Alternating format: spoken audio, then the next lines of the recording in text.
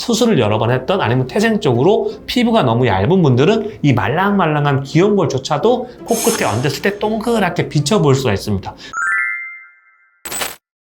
안녕하세요. 로고성형외과 윤수왕입니다. 코끝 재료, 예를 들어서 콧대에는 실리콘을 쓰는데 코끝 재료는 뭘 써야 되나요?에 대해서 궁금하신 분들이 많더라고요. 상담하다 보면. 그래서 제가 오늘 상세하게 설명을 드릴게요. 제가 말씀드렸죠. 누차 말씀드렸죠. 코라고 하면 이 선글라스 끼고 안경 끼는 부분이 딱딱한 뼈고 콧등 중간부터 코까지는 이 물렁뼈다. 그죠? 그러면 코끝을 올리고 싶어 했을 때 이 물렁뼈를 조금 더 강한 거로 써서 위로 올리는 건데 두 가지 특징이 있는 물렁뼈가 있어요. 첫 번째 특징은 뭐냐면 단단하게 밑을 받쳐주는 물렁뼈가 있고, 두 번째 특징은 이 물렁뼈, 세워놓은 물렁뼈, 그 다음에 실리콘 앞에다가 실리콘이 튀어나오지 못하게 그 다음에 모양을 만들기 위해서 만져주는, 보통 우리가 얹음 이식이라고 하거든요. 요 위에 얹어주는 물렁뼈가 있습니다. 제가 상담 때 말씀드린 거면 지지대는 딱딱할수록 좋아요. 늑연골이 제일 좋고, 그 다음에 기증늑연골, 그 다음에 비중늑연골, 마지막 귀연골.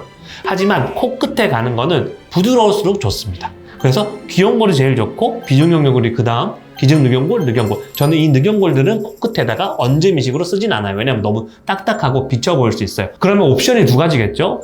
비중격연골, 귀연골. 그 옵션 외에 물렁뼈 외에 또 한 가지의 방법이 있습니다. 진피라고 하는 거를 얹을 수도 있어요. 이 진피는 뭐냐 하면 우리가 보통 이 피부 밑에, 표피, 외피 밑에 쫀득쫀득한 조금 더 피부 조직에 탄력이 있는 조직을 진피라고 하는데, 그 진피가 얹었을 때 도움이 되는 분들이 있습니다. 첫 번째, 피부가 너무 얇아. 수술을 여러 번 했던 아니면 태생적으로 피부가 너무 얇은 분들은 이 말랑말랑한 귀여운걸조차도 코끝에 얹었을 때 동그랗게 비춰볼 수가 있습니다. 그래서 피부가 너무 얇다 이런 분들은 차라리 진피를 써서 코끝을 올리는 게 훨씬 더 자연스럽게 나올 수도 있습니다. 두 번째, 오히려 반대로 피부가 너무 두껍다, 내가 복코가 심한데 지방도 많고 피부가 너무 두꺼워요, 이런 분들은 진피보다는 조금 더 강한 재료, 비중격연골이나 귀연골로 코끝에 이렇게 모양을 만들어주는 게 좋다. 또 어떤 분들 이런 궁금증도 갖고 계시더라고요. 제가 예전에 10년 전에 코끝에 귀연골로 수술했는데 그걸 다시 쓸 수 있나요? 라고 말씀을 하셔요. 낭설이 있나 봐요.